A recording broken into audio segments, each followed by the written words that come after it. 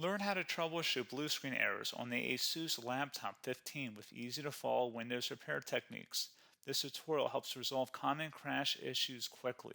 So while you're performing updates, you're getting an IRQR not less or equal message, K mode exception not handled, kernel data in page error, a lot of errors pertain to this problem, and we're going to go ahead and jump into what should hopefully be a pretty straightforward process, guys, and we're going to go ahead and jump right into it. So first thing I'd recommend doing would be to actually go ahead and boot to the troubleshooting utility on Windows 11. So if you do a hard power off 3 times in a row, Windows should automatically attempt to launch the startup prepare utility. And if it doesn't find anything, it will give you the option to select advanced settings, in which case it will take you to a screen that looks like this. Now, if it does not take you to a screen that looks like this, or you're unable to get to that, you can also download the Windows 10 Media Creation Utility, or Windows 11. They probably will make a creation utility for Windows 11 at some point. And it doesn't really matter. You can actually run the Windows 10 utility on Windows 11 as far as I'm aware. And you should be able to run the troubleshooting utilities built in within it. So you just would go ahead and download it to an ISO file and then burn it to a DVD or USB. It'd have to be about 4 gigabytes or more. It couldn't be a small USB flash drive, and it couldn't be a CD. It'd have to be a DVD. And then you'd boot your computer from it. So depending on the computer manufacturer, you'd have to tap a different key on your keyboard in order to launch that menu, in order to select what boot drive you want to go off of. So it could be anything between the escape key, F2, F8, F12, for example. And those are the function keys on the top of your keyboard. So you may have to just do a little bit of trial and error. Shouldn't take you more than a couple minutes. Googling it would probably be best before you even begin. But anyway, we're ready to go ahead and jump right into it. So we're on the choose an option page. So these will look very similar whether you're booting from it directly within Windows itself, or if you're plugged in a USB flash drive with the media creation utility installed and you selected the recovery option. So when you are setting up your Windows 11 installation or Windows 10, depending on the drive you're using, there should be an option to repair your computer in the bottom left corner of the dialog window, one of the first screens that comes up. You go ahead and select that, and then it would take you to a troubleshooting screen like you see here. And you want to go ahead and select troubleshoot, reset your PC, or see advanced options. And then there are going to be a whole bunch of options in here that we're going to explore in today's video. The first one, we're going to actually go underneath advanced options and then select startup prepare, fix problems that keep Windows from loading. So go ahead and select that first.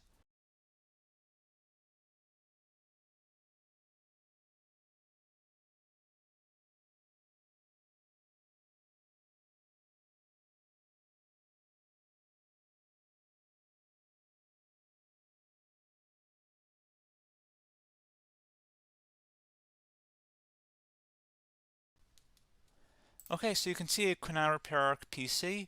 That was our first option we could try. Something else, if we go back into advanced options here and then select troubleshoot, we're going to go underneath advanced options again. You can go ahead and actually access safe mode by selecting startup settings. And then if you select the restart button, you have the option on the screen select safe mode with networking, which will give you a key on the screen. It'll tell you which key to press to enter that. I believe it's the F7 key. It'll do that for you. I'm not going to go over that in today's tutorial because I don't really want to go into safe mode, but you're more than welcome to attempt that by going into here and then selecting restart. Again, it'll launch another screen. It'll say what key do you want to press, and it'll give you like 7 or 8 different options, and you want to select safe mode with networking. There's also an option for a command prompt too, but that's going to be something we're going to cover later in this video, and we don't even have to go through that in order to access it. So that's why I'm not going to really push for that, because unless you know exactly what's causing the problem, you probably don't need to go into safe mode. Unless you're trying to recover files, in which case then you definitely can go into safe mode, but we're trying to actually recover our computer here. So I hope that makes sense. Something else we can also try here as well would be to uninstall updates, remove recently installed quality or feature updates from Windows. So if you go ahead and select that, you can uninstall the latest quality updates, which generally is the more day-to-day updates. Feature updates are the less regularly released ones, like the big ones. I would equate it to service packs in like Windows 7 and Windows Vista and Windows XP. So larger updates that occur once or twice a year at most. And the quality updates are more just a regular update. So Probably obviously depend, it'll take longer if you're going to try and uninstall the latest feature update versus quality update, and maybe you don't need to go back that far. So just giving you guys a couple pointers with that. Something else you can also look at here, and we're going to jump into the command prompt in a little bit, but you can select system restore, which will use a restore point recorded on your PC to restore Windows. And this is something I would highly recommend here, guys. So select next. Assuming you have a restore point saved on your computer, you go ahead and select the most recently created one, and you'll select next, and then you'll select the drive. You shouldn't actually have to select the drive. You can scan for affected programs, but we're going to keep it all default here, and then we're going to select finish. So once started, system restore cannot be interrupted. Do you want to continue? I think we're going to select yes. I don't think we have anything better to do on our computer right now, so just give it a moment here to initialize. It will take a couple minutes to run, obviously depending on how large your hard drive is and how much is saved on the system restore point. So just give it a couple minutes here.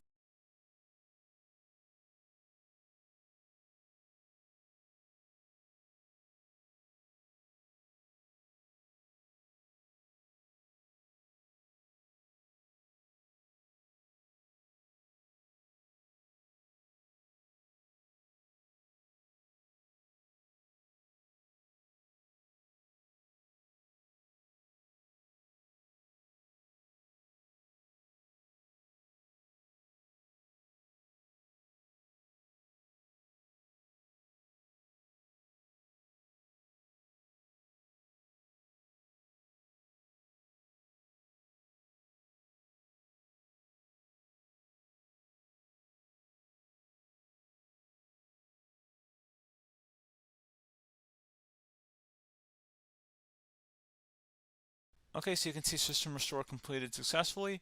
The system has been restored. Your documents have not been affected. Click the restart button to restart your computer. Go ahead and select restart.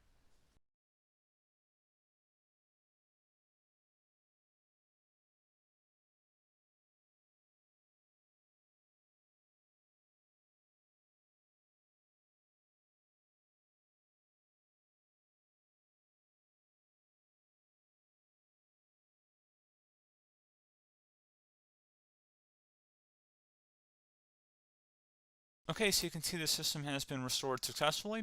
We're going to go over a couple different methods in addition to that if that did not work. So I'm just going to pause the video and we're going to start back on the recovery screen that we started with. Okay, so a couple other things we can try here too. If you go back into troubleshoot, you can select reset your PC, let you choose to keep or remove your personal files and then reinstalls Windows. You can select to keep my files, which will remove apps and settings but keeps your personal files. You can also select remove everything, which will remove all of your personal files, apps, and settings. So this is more of a factory reset, the second option here. First option, it should not delete all of your personal files. However, it will pretty much clear most of your programs, and keep in mind, there's no guarantee that your information, number one, is even still available and easily recoverable on your computer to the point that you actually would be able to recover anything. And the second point is that there's always a chance that it won't actually recover and it will just do a factory reset anyway. So there's no guarantee that actually would keep your files anyway. So I would recommend trying to get a recovery tool and backing that up first before selecting it anyway. But again, those are a couple different options. And then something else you can try here if you go back to the choose an option. Another option, if you go underneath choose an option and select troubleshoot, advanced options, and now select where it says command prompt. Okay, so the first thing we should do is type our main hard drive here. In most cases, it should be the C drive. So you just do a C colon and then hit enter on your keyboard.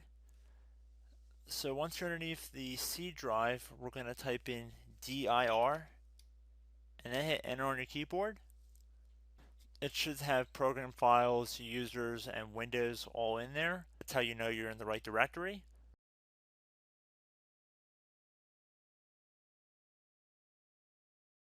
In some cases, it might be the D drive as well, so just keep that in mind.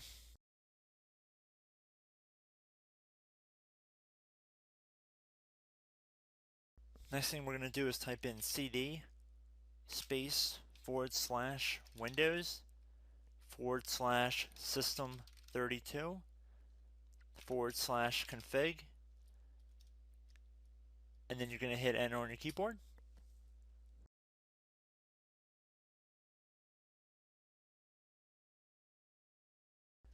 So now you're going to type MD space backup. If you've seen other tutorials, it might also say to put down MD backup. That's because the backup name is pretty common when you want to back something up.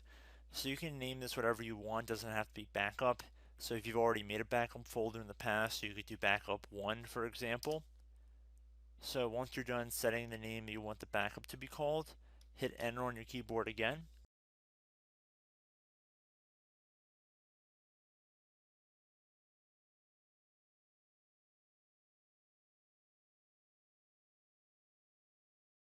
At this point you want to type copy, C-O-P-Y, space, then you want to do the star symbol above the 8 key, then do a period or a dot, whatever you want to call it, then another star sign, and then another space, and then type backup, and then hit enter on your keyboard.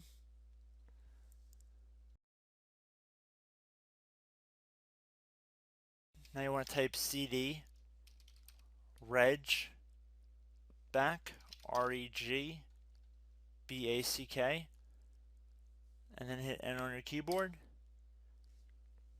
So now that we are under the reg back, so now you want to type DIR again, and then hit enter.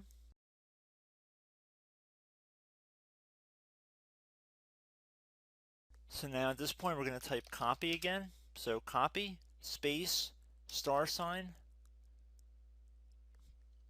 dot, another star sign, space, and then 2 dots. So we're going to type copy, space, star sign, dot, sign, star sign, dot, dot, and then hit enter on your keyboard again. So for overwrite, you want to overwrite all. So type A on your keyboard, so capital A, and then hit enter on your keyboard.